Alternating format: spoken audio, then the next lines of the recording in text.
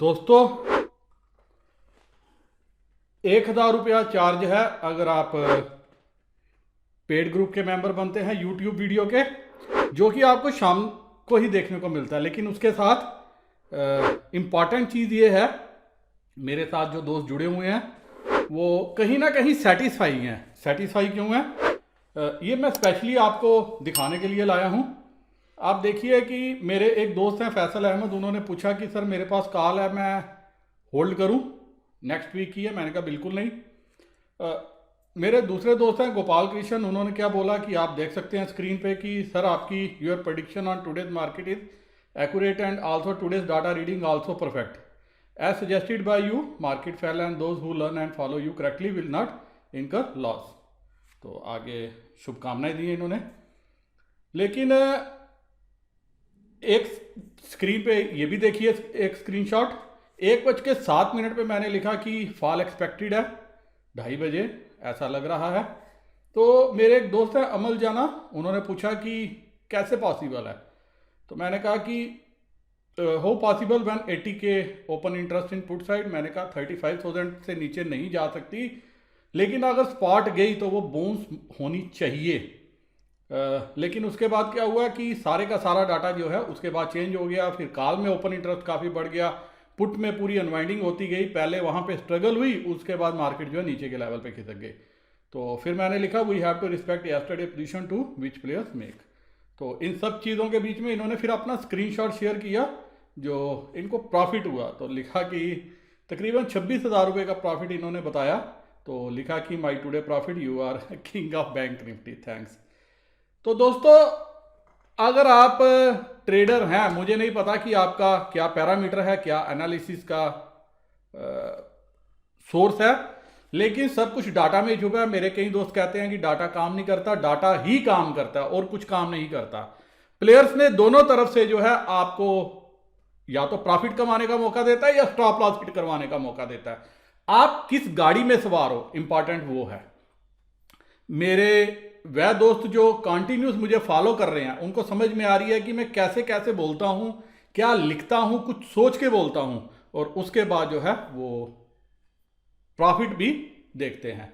तो मुझे नहीं लगता कि, मैं ऑलरेडी कई बार डिस्कस कर चुका हूं कि 40 रुपीज़ पर ट्रेड जो है डिस्काउंट ब्रोकरेज है, वो इतना ही शायद मेरा जो है एक दिन का चार्ज बनता होगा। लेकिन उसके बावजूद कई मेरे दोस्त हैं जिन्होंने विश्वास जाहिर किया, और वही उसी विश्वास को बताने के लिए मैं आपके साथ ये जो है शेयर कर रहा हूं वीडियो का ये वाला पोर्शन। अब हम चलते हैं, देखते हैं कि मार्केट कैसे कल कामकाज कर सकती है। लेकिन उससे पहले डिस्क्लेमर, वीडियो खाली एजुकेशन लर्निंग पर्पस के लिए, मेरी तरफ से कोई भी बाय सेल का रिकमेंडेशन नहीं है। तो कुछ भी खरीदने बेचने से पहले आपको अपने फाइनेंशियल एडवाइजर से पूछ लेना चाहिए। क्यों पूछना चाहिए? क्योंकि आपको होने वाले प्रॉफिट लॉस के लिए मैं, मेरा चैनल किसी भी तरह से जिम्मेवार नहीं है, और ना ही मैं फाइनेंशियल एडवाइजर हूं, सेबी रजिस्टर्ड एनालिस्ट भी नहीं हूं। तो जो मैंने मार्केट से सीखा है, जो समझा है, उसी के अनुभव के आधार, अपने अनुभव के आधार पे मैं आपके साथ वही पैरामीटर, वही चीजें जो है वो शेयर करता हूं। अब चलते हैं, देखते हैं कि आज डाटा कैसे बना और मार्केट की कल दिशा दशा क्या रहेगी। दोस्तों अब मैं ये जो शीट देखूं, इस शीट को देख के मुझे सिर्फ एक ही बात समझ में आ रही है, जो हमने कल एनालिसिस किया, एनालिसिस बिल्कुल जो है स्टीक रहा।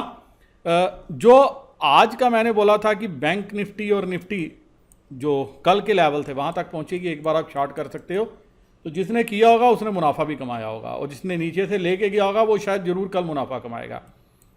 इस सारी चीज़ के बीच में रिटेलर कहीं ना कहीं मिक्स व्यू लेके गया, एफआईआई भी मिक्स व्यू लेके गया, प्रॉस भी इवन मिक्स व्यू लेके गया। मतलब दिशा दशा अभी किसी को भी क्लियर नहीं है। जब उनको क्लियर नहीं है तो हम क्या कर सकते हैं? कल एक्सपायरी है। एक्सपायरी के केस में यहाँ पे मुझे इस शीट को देख के फ्रैंकली स्पीकिंग ऐसा कुछ नहीं नज़र आया जिससे मुझे ये समझ में आया कि मार्केट नीचे क्यों आई। वो शायद वर्ल्ड मार्केट की मजबूरी थी, शायद ये जो यूरोपियन मार्केट नीचे खुलते ही आई उसका रीज़न था कि जो वहाँ पे नया स्ट्रेन है उसकी वजह से वहाँ दिक्कतें बढ़ सकती हैं और इम्पैक्ट हो सकता है। वैसे अभी जो है यूएस मार्केट ऊपर कामकाज कर रही है, और अगर आज अच्छा खासा क्लोज दे दे एक यूएस मार्केट जो 3 दिन से सबड्यूड चल रही हैं, तो कल आपको जो है हमारी मार्केट गैप अप भी होते हुए नज़र आएगी, और सस्टेन होते हुए भी नज़र आएगी। और ऐसा कुछ भी नहीं नज़र आ रहा डाटा में कि कल प्रॉस को बड़ी कोई वो लगेगा कि मुझे मार्केट जो है फेंकनी और जीरो करनी है। वह कल किसी भी डायरेक्शन में जो है अपनी पोजीशन बना सकता है। इस केस में 15,650 इस लेवल के आसपास कहीं अगर आपको निफ्टी खुलता है बाई चांस 650-680 के लेवल पे, तो आपको एक बार के लिए बाय करके चलना चाहिए। और बेचना कहाँ चाहिए? 15,850-900। कल अटेम्प्ट जो करनी चाहिए वो 900 के आसपास करनी चाहिए, क्योंकि 2-3 दिन से आप देख रहे हो कि 850-860 तक जो है बैंक निफ्टी पहुंच रहा है। और वैसे भी अब शायद रिलायंस जो है कल थोड़ा सा तेज़ी दिखाए, और रिलायंस और बाकी स्टॉक्स के सहारे अगर मार्केट ऊपर आई और मेटल चले तो उससे आपकी मार्केट को भी इम्पैक्ट पड़ेगा। और 2:30 बजे के बाद कल मार्केट गिरे ऐसा मुझे चांस लग नहीं रहा। कल शायद कॉल राइटर्स को ट्रैप करने का भी दिन हो सकता है अगर वर्ल्ड मार्केट ने साथ दिया तो। ये मैं बार बार आपको बोल रहा हूं, अगर वर्ल्ड मार्केट ने साथ दिया तो। और अगर आज यूएस मार्केट काफ़ी नेगेटिव क्लोज होती है, 200-300 पॉइंट नीचे खुलती है, तो फिर आपको जो है नीचे के लेवल खुलते हुए नजर आएंगे। फिर आपको जो है प्योर इंट्राडे जो डाटा पहले 15 मिनट में तैयार होगा मार्केट में, उसको ध्यान में रख के चलना है। लेकिन जो रेंज रह सकती है 15,650 से रह के 15,850-900 तक, ये रेंज रह सकती है।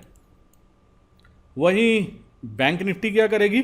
दोस्तों मैं सभी से एक मेरी हाथ जोड़ के विनम्र प्रार्थना है कि लाइव मार्केट में मुझे काफ़ी दोस्त मैसेज करते हैं कि सर मैंने ये पोजीशन ली है, मैंने ये पोजीशन ली है, मैं क्या करूं? मैं जो भी है अपने जो मेरा यूट्यूब चैनल है जो उसके मेंबर हैं उनके साथ शेयर करता हूं, और अगर वो कुछ पूछें तो उनको ज़रूर रिप्लाई करता हूं, क्योंकि पॉसिबल नहीं है इंडिविजुअल मेंबर्स को जो है रिप्लाई देना।